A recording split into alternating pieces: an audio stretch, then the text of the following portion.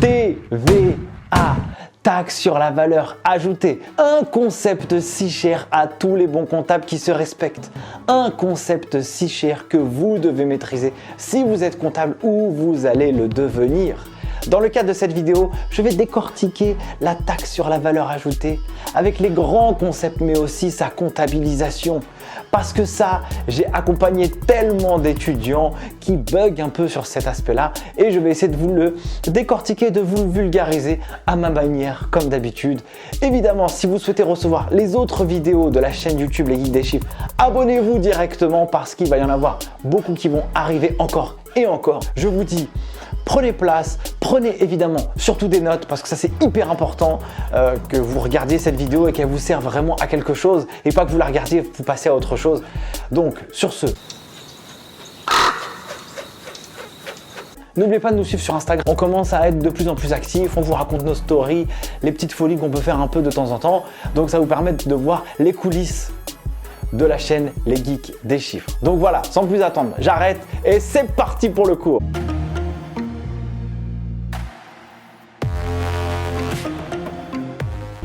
Pour ce tuto et ce mini-cours sur la TVA. Alors, comprendre la TVA et sa comptabilisation. Mais avant tout ça, on va regarder la définition de la TVA. Qu'est-ce que la TVA, mes chers amis? On va aller voir directement la définition de Monsieur CGI, le Code général des impôts. Alors, la définition se décompose en plusieurs étapes que je vais vous expliquer au fur et à mesure. Alors, la première partie de la définition, c'est la suivante. Qu'est-ce que c'est la TVA? La TVA se caractérise essentiellement comme un impôt général sur la consommation qui s'applique aux livraisons de biens et aux prestations de services situées en France. Donc, la TVA, c'est un impôt sur la consommation. Qui dit consommation, dit consommateur final. Consommateur final, c'est nous. C'est nous qui payons la TVA à l'État. Ça, c'est hyper important. On dit que la TVA est neutre pour les entreprises. Je vous expliquerai après, dans la vidéo, pourquoi c'est ça. Alors, donc, la TVA, c'est un impôt sur la consommation qui s'applique aux livraisons de biens, prestations de services. Exemple, vous vendez de la marchandise, par exemple des casquettes, eh bien, vous êtes dedans. Vous vendez du consulting, eh bien, vous êtes dedans. Là, vous vendez des produits, livraison de biens, produits, et ici, prestations de services.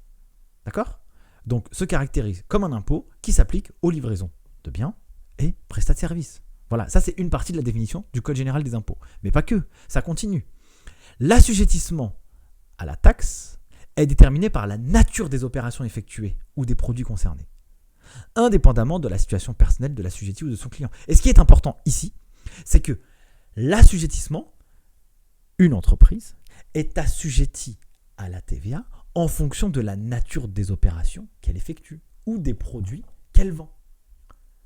Exemple, vous êtes une entreprise qui vend des marchandises. Vous êtes assujetti à la TVA parce que la nature de cette opération est assujettie à la TVA. En revanche, vous avez d'autres activités comme la formation. La formation en ligne, par exemple, elle peut être assujettie à la TVA ou pas parce qu'en fonction de sa nature, typiquement, chez les Geeks des Chiffres, avant, nous étions un organisme de formation où on faisait des formations présentielles. Ça veut dire que nous proposions des formations à des salariés d'entreprises type Sanofi, Air France, Microsoft. Ah, ça, c'est la première boîte que j'avais montée en 2014. J'avais cofondé un organisme de formation. Faisait des formations pour des salariés d'entreprise. On était assujettis à la TVA parce que la nature de l'activité d'organisme de formation, transférer des compétences, eh bien, c'est une activité soumise à TVA. Mais il y a des dérogations. On peut ne pas être soumis ou en tout cas être exonéré de TVA. Typiquement, avec la formation en ligne, nous sommes un organisme de formation, les Geeks des Chiffres, non assujettis à la TVA. Donc, du fait de la nature des opérations que l'on effectue ou du produit qui est concerné, on va avoir une situation au regard de la TVA qui va être différente. On est assujetti ou pas. De manière générale, toutes les entreprises sont assujetties à la TVA, mais il peut y avoir des exceptions en fonction de votre activité. Donc, on a dit impôt sur la conso. Ensuite, en fonction de votre nature d'opération, ici, le petit point, la partie noire, là, je vous l'expliquerai juste après. La taxe afférente à une opération est calculé en appliquant à la base, hors taxe TVA, quel que soit son montant, un taux proportionnel de TVA. Oui, la TVA, comme vous le savez, je ne vais pas vraiment vous apprendre des choses, je pense, c'est qu'il existe plusieurs taux de TVA. Donc, vous êtes une entreprise qui est assujettie à la TVA. En fonction de la nature de votre activité, vous allez avoir différents taux de TVA qui peuvent s'appliquer. Vous avez ici en France, en tout cas au moment où je tourne la vidéo, un taux qui est le taux normal, 20%. Vous avez un autre taux qui est le taux intermédiaire, taux réduit 5,5 et taux particulier 2,1. Ça, c'est une information qu'on retrouve sur le Code général des impôts, mais que vous avez de manière plus synthétique sur d'autres sources, par exemple économie.gouv.fr. Donc je vous amène directement sur ce site où on retrouve ces informations. Donc taux de TVA en vigueur en France, taux normal, fixé à 20%. Donc là, vous avez l'article du Code général des impôts. Pour aller vous faire un kiff, vous pouvez aller regarder ça. Pour la majorité des ventes de biens et prestations de services, il s'applique à tous les produits ou services pour lesquels aucun autre taux n'est expressément prévu. Ce qui peut être le cas, regardez, pour les taux réduits. Est notamment applicable aux produits agricoles non transformés, aux bois de chauffage, aux travaux d'amélioration de logement, qui ne bénéficient pas de taux de 5 à 5,5. À certaines prestations de logement et de camping, aux foires et salons, jeux et manèges forains, aux droits d'entrée des musées, zoos, monuments, transport de voyageurs, etc., restauration. Au taux réduit. Là, vous avez un taux réduit, par exemple. Le taux réduit à 5,5. Vous avez d'autres typologies d'activités ou de produits qui sont concernés. Concerne l'essentiel des produits alimentaires. Vous êtes une entreprise qui propose des produits alimentaires. Vous n'avez pas un taux à 20%, mais vous avez un taux à 5,5. Rappelez-vous, à l'époque, pour les plus anciens, il existait un taux pour la restauration à 7%. Je ne sais pas si vous vous rappelez. Et bien là, il est passé à 10%. Bon, depuis un certain temps déjà. On voit bien ici les taux 2014. Ok les amis? Donc voilà, vous avez ici dans la définition du Code général des impôts, tout ce qu'on a dit ici, et puis le fait que la TVA est un impôt qui est calculé sur une base hors taxe avec un taux.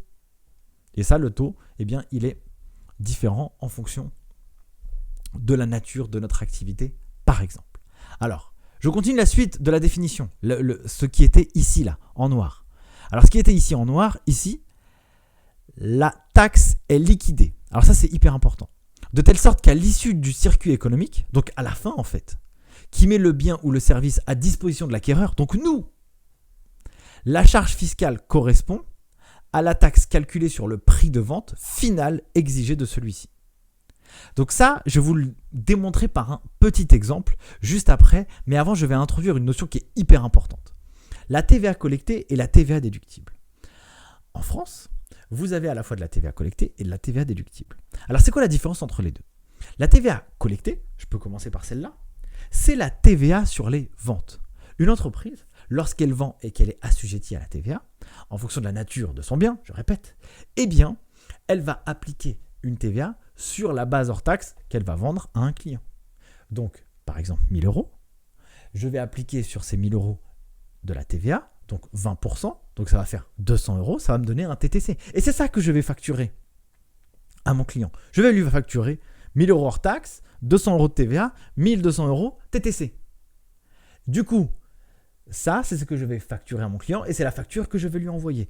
À ce moment-là, moi, entreprise, la TVA collectée, je la dois à l'État. Je dois lui redonner. D'accord? La TVA collectée, je dois la redonner à l'État.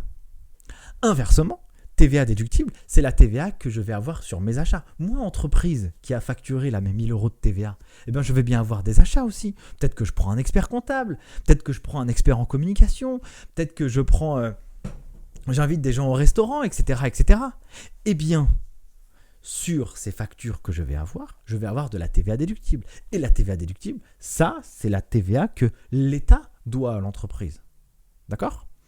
Donc, voilà pour cette partie-là. Alors, je vais vous donner un petit exemple assez pratique, en tout cas, j'espère un peu concret, sur l'histoire de la TVA et comment ça se comporte dans la vie de l'entreprise. Je vous ai mis ici, à l'écran, 3 interlocuteurs, 3 étapes, 3 typologies de personnes, individus, entreprises. On va commencer par une entreprise Nike. Nike, qu'est-ce qu'elle fait? Elle fabrique ses marchandises, elle fabrique des chaussures, des vêtements, etc., etc. Et puis elle va les vendre à des distributeurs. Foot Locker est un distributeur, par exemple. Je ne sais pas si ça s'écrit comme ça, mais bon, peu importe. Et Footlocker, qu'est-ce qu'il va faire? Lui, cette entreprise, elle va vendre les vêtements, des baskets, à qui? À nous, consommateurs finaux. Voilà ce qui se passe. J'ai pris l'exemple d'une seule paire de chaussures. Nike va vendre une seule paire de chaussures pour 100 €, TVA 20 €, TTC 120. Qu'est-ce que va faire Nike? Nike va collecter 20 €. Ok? Donc Nike va collecter 20 €. Nike va devoir à l'État une somme de 20 € si on s'arrête uniquement à cette opération-là. Mais Nike va vendre à Footlocker. Footlocker va l'acheter, cette paire de baskets. Et donc, elle va l'intégrer dans sa comptabilité, dans ses achats. Pour quelle valeur? La même en fait.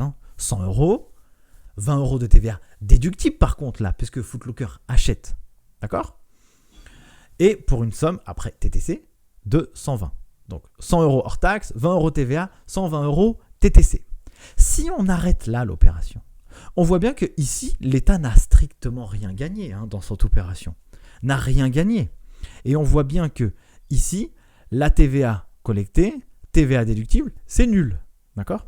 En revanche, Footlocker va nous vendre la paire de baskets. Nous, on va dans le magasin et on va l'acheter. Nous, on va l'acheter à quelle valeur? 180 €, par exemple.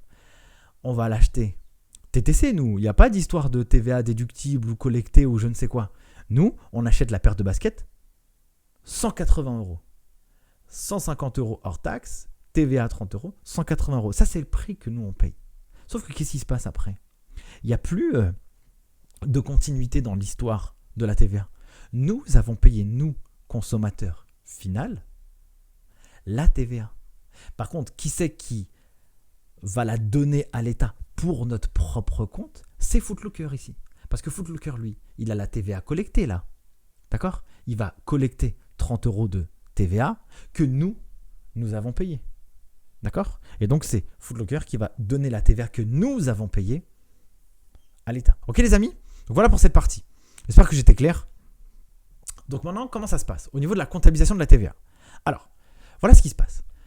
Chez Footlocker, il va y avoir cette écriture d'achat qui va se matérialiser. Donc l'écriture d'achat qui va se matérialiser, qu'est-ce que Footlocker va faire? Elle va acheter la marchandise, 607, pour une valeur de 100 €. Elle va utiliser de la TVA collectée, TVA déductible pour 20 €. Et contrepartie, fournisseur, 120 €.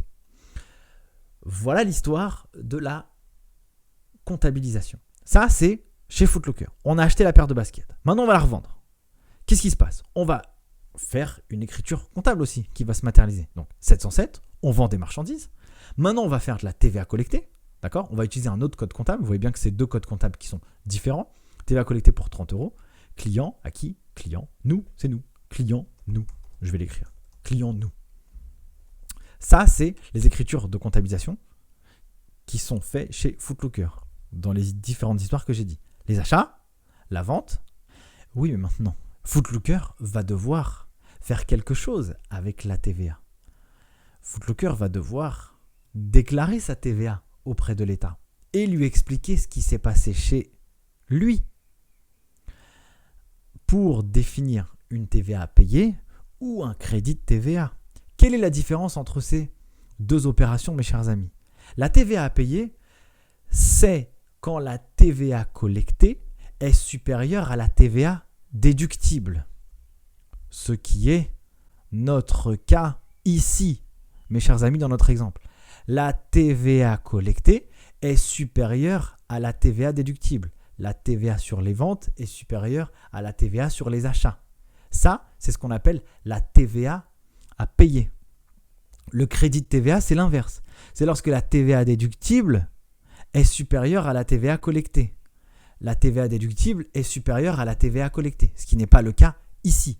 Donc là, vous allez devoir payer. Payer quoi? La différence entre les deux, entre la TVA collectée et la TVA déductible.